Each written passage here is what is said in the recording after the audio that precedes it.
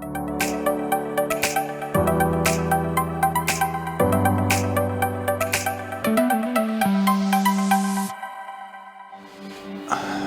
guys, how are you doing? Hello, good to be here. You want some water? I'm gonna get some water. So glad to be here, guys, sharing the stage with my all-time friend, Juan Antonio. So why don't we kick it off? Tell us about Cabify. What do you do? Sure. I mean, it's a bit unexpected for us to interview each other, but we'll give it a try. No? So, we are going to do it in English also, which is even more strange for us. But please bear with us. Cabify is we are a multi-mobility company. We started in Spain over 10 years ago, and we have operations in Spain and Latin America. And this feels like home. After 10 years, it's great to be back here. Tell us a little bit about Creditas, because it's not it's not a brand name in Spain, but in Brazil and now Mexico, it's huge. And it's an overnight success for sure, right? No, you haven't worked on it at all. There's no such a thing as overnight success. So we actually met together working in the same company, right? So like 15 years ago, 20 years ago. So 10 years ago, I decided to become an entrepreneur. And founded Creditas. At that point, it was like a different name, different business model. But today, it's one of the largest fintechs in LATAM, focused in Brazil. 98% of our revenues come from Brazil, 2% from Mexico. We focused in a relatively niche play, which is lending money against the properties of Brazilians and Mexicans to reduce the rates that they pay. All that in a digital experience inside of an app. And very passionate about what we are doing. I think that besides Creditas, I co-founded a fund in fintech that operates in Spain and in Brazil as well. The name is Actius, together with the guys from Antbank. And yeah, that's a bit of what we do. And that's, I mean, something we want to speak about today is, I mentioned it at the beginning, the good, the bad, and the ugly. Typically, when we talk about the startups, the scale-ups, it's all about how big things are, how great success is, and maybe not everybody gets the inside scoop on how challenging the path is, and well, all the struggle that we go through. No? So maybe on top of talking about our companies, we can talk about why we got started on these businesses. Because that is the base or the cornerstone that allows us to continue enjoying the struggle, right? Yeah. So let me start with that if you want, and then you get your turn. So I was 34 when I founded Creditas, and I was moving from one job to another, having like successful careers. And I think it's like the easy life of being a corporate person. You get like your promotions, you get your paycheck. You buy nice shoes. At that point, we were wearing ties in all those things. And I guess that you reach to a point in which you're looking for challenges and you're looking to prove yourself something. And I think that's what exactly motivated me at that point. I mean, the challenge of the unknown, of trying to do something by yourself. Every time that you sell inside of a corporation, you have your brand name is the most important thing. It's not you. And I always have like that feeling that the results that I was achieving was not because of me. It was because of the company, the environment, everyone that was related. I thought at that point, hey, I want to give a try to this. I want to do something that I feel passionate about. And it was less about, what's the purpose of the company. Obviously, you want to have a company with a very nice purpose, something that you believe in. You need to have that. Otherwise, it's so easy to just say, I'm done. I'm done with this thing. So you really need to find something that you feel like the purpose is great, but also the internal motivation of the entrepreneur. I think, this idea that you think that you're going to die next day, but you still wake up and you work like crazy. You want to prove to yourself that you can make that happen. That was a bit of like the feeling that I had. What about you? No, it's important. I mean, we assume that most of the audience here are either entrepreneurs or want to be entrepreneurs, or we want to be helpful here. We are both very involved with a non-profit and a foundation called Endeavor that tries to support scale-ups to achieve even bigger scale. No? And again, on how to achieve that. No? So in my case, I guess I also wanted to do something that was relevant to me. I love trees, I love the mountains, nature, and living in big cities. I didn't like asphalt or cars trying to kick me out of the space I was riding with my bike and always a car pushing. So I kind of wanted to cities that were more livable. No? And I used to work in the electric vehicle industry. This was back in 2010. It was challenging to convince everyone to replace combustion engine with an electric vehicle. The idea behind Cabify was to share vehicles, and by sharing vehicles, making cities better places to live. No? And that's something that justified all of the, trying to pursue that goal allowed us to go through all the downs and enjoy some of the ups, which have been many along the way. No? You have to, we both work extremely hard, and that never stops. Think of difficult for many people from health and from many other angles, from the health perspective, many other angles.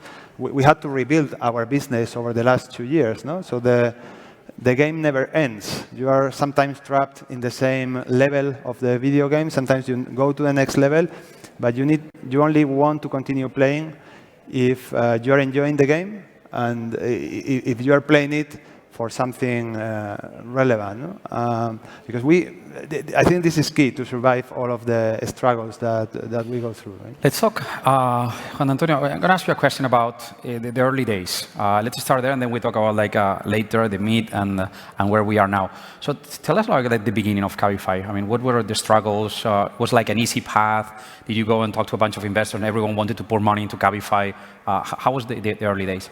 The ecosystem in 2011 was very different to what it is now. In 2011, it was extremely challenging to raise capital in Spain. And so most of the seed capital for us came from other countries, mainly from the US. Fortunately, that has changed completely. And now in Spain, we have many seed funds, Series A funds.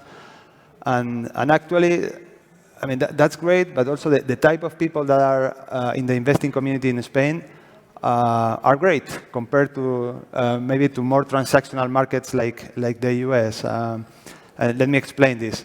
In the US, in general, the Anglo-Saxon mentality is more transactional, no? And Europeans are more, or Latins, we are more relational. So that helps when you're dealing with an investor, in Spain, you're dealing with a person. He might want to negotiate the valuation more than a US investor. Do they want to? Sometimes they do. I don't know why, because it's really something totally irrelevant, and we can talk about it. But they do. And investors in Spain used to have a reputation for being very valuation focused, and that's not the point. The point is, once you've closed the deal with that investor, will he or she support you along the way? And here, my huge recognition to the Spanish investor community. No? So it was very difficult back then. It's still challenging to raise capital here beyond Series A, but there are good opportunities. No? So back then, it was, hey, we need money to create the company. From 2011 to 2015, we probably almost ran out of money 5 times. We made it. There is a lot of work involved, some luck. That's been a continuous. I wanted to ask you not only about the early days, but also, we talk a lot about valuation. Your company in the last round almost reached a valuation of $5 billion, which is huge. I don't think any of the current cohorts of startups in Spain has reached that valuation. How that affects the company? Is that a goal you pursue? Is that something as an anecdote? Yeah. And I ask because it seems like you have to reach a certain valuation to be successful. Being so successful, how do you define success and valuation? So first, in the early days, to address the first part of the question, extremely challenging. I think it's a similar story than yourself. The ecosystem in Sao Paulo was a nightmare. There were very few funds operating there. I remember pitching the idea to 100 funds that they were not funds. They were groups of angel investors. Everyone was giving me a no for an answer. And I think it's important that we talk about this because people think that, Cabify, Creditas, these unicorns that they go and knock the door and then they get like plenty of money. It's not like that. Every single round that we have done has been a nightmare. We have never had like 5 competing term sheets, preemptive rounds. It hasn't happened to us. You had more than one. That's quite an achievement. Having more than one is already like something very strange, very weird. You always need to find just one guy that writes you a check. But anyways, so I spent like the first year and a half with my own money. It was the last bonus from the company that we were working together. So I spent it over like very carefully over 18 months, every single penny, going to the ATM, using my credit card to get money because I didn't have, very humble view. We never had like a target of valuation. You don't do, as we were saying before, we don't do this because we want to create equity value to investors. That's the reality. We don't do that. That's a result of something that we feel passionate about and the team that you want to build. I mean, obviously, the internal teams, they end up like looking at your valuation because it's a reflex of, are you doing it well, aren't you? But Cabify, for example, the last round that you guys did was 4 years ago. That is amazing because that means that Cabify now pays for itself. And that's one of the most wonderful moments that an entrepreneur can find. So I think the first thought there is forget about the valuation. Don't care about that. Care about what you're building. Care about building like a business that you feel proud about and that your team don't look at that much and they focus on working every single day. I think that the equity component of compensation in startups has recently raised, and that's great. Everyone is understanding equity much more than in the early days. I remember pitching on, I'm going to pay you in equity. The guy was saying, yeah, that's not going to happen, thank you. But these days it's quite acceptable. And I think that's, you get like this feeling that everyone is on board and everyone is working in the same, with the same dynamics. Juan, tell us about you guys when started opening new markets. So you are present now in, I don't know how many markets, but that creates like a lot of complexities in it. So how has been the experience on that? Yes, it's complex. I mean, what we try to provide, its company, not only Cabify, is a solution that is meaningful to the people in the markets where we operate, right? And every country is different, so you need to adapt what you build to the different countries. What works in one market not necessarily works in another. So back in 2012, when we opened Mexico, Peru, and Chile, that meant that I had to go there and I had to spend time there. I actually moved to Mexico a couple of years later in 2014 because it was unfeasible to travel back and forth over the Atlantic every week. No? So there is a lot of involvement in opening new markets. You personally, as a founder, being involved in that market? I would say so. If you want to find product market fit, you need to be able to steer the company, and in early stages, that means that you have to be there to feel the pain. No? Of course, that's not scalable, and you need your team to be able to have that same ability. No? So I would say that they typically talk that you have to find total product market fit, or they recommend you have to find product market fit and have a playbook in the market before you expand to another one.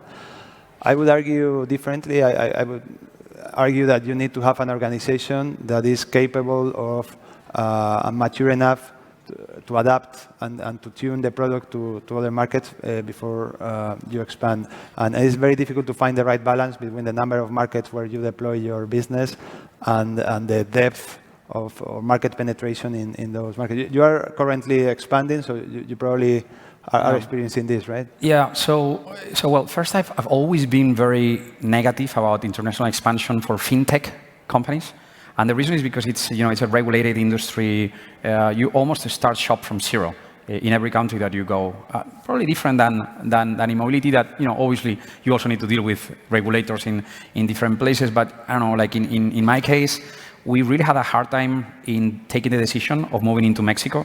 So, Brazil is already like a huge country, 220 million people. Why would you go to another one and start from zero? And Mexico is also obviously like a very large country.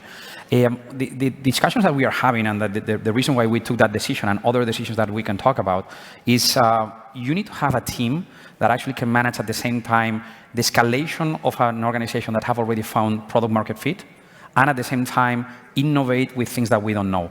So this concept that we call ambidextrous organizations, right? So your ability to having people that actually can operate extremely well with, with Swiss watch precision, like every single day optimizing the metric, and at the same time another group that is doing like a complete moonshot.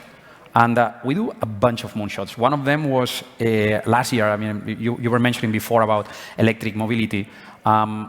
We have come to the realization that lending is not about lending only. It's about providing a full solution to the customer. And obviously, since we do asset-based lending, one of those assets were motorcycles. So we had like these players doing a combustion engine, obviously, and we're saying, why is it that nobody's doing electric? And it's pretty obvious. I mean, the combustion engine companies, they don't want to launch electric mobility. So we decided to invest in a company. This company, was at that point like a small startup. 40 employees. They were designing an electric motorcycle for Latin America. In 1 year, after making that investment, we own today roughly 50% of the company. They have become the third largest manufacturer of motorcycles in Brazil. This ability of operating your business very well and at the same time trying to innovate, sometimes it's going to be inside with a team that is innovating, sometimes it's with an investment that you're making. We feel that it's extremely important. It keeps your mind very open, it reinvents yourself, it creates the dynamic inside of the team that you really need to continue pushing yourself and finding new opportunities. We're getting close to the finish time, so why don't we move into recommendations? What would you recommend to this audience, people that actually want to be the next Juan Antonio in this room? So what are your learnings on this process, the 2 things that you believe that are very important? I mean, number one recommendation, do what you like. That's the success. You will find success in doing something meaningful to you. And number two, being this so difficult and being faced with a world inside your company and outside your company that expects you to lead and to show strength, you probably will tend to not pay attention to your weaknesses, and that can generate anxiety within you. It is common among entrepreneurs to have to fight that struggle between what it is expected from you and who you are. You are not your company, you are a person. You should find ways to be balanced, and that's the only way you're going to have enough energy to go through the ups and downs. Don't think you need to be perfect, and find the ways to balance yourself, because otherwise it's going to be it's going to take a toll on you personally, and it happens to many entrepreneurs. It's something that is not that spoken, because we tend to be showcased as looks like everything is amazing, heroes and so on, and nothing to do with that. So from my side, I would say, resilience is the name of the game. Do something that you love, and never do it because of the money, because the chances are it's not going to be. That's the highest chance. If you want to make money, go and work from someone, because that's going to be better chances. So do it because of you love it, and be extremely resilient. Thank you very much, guys. Thank you.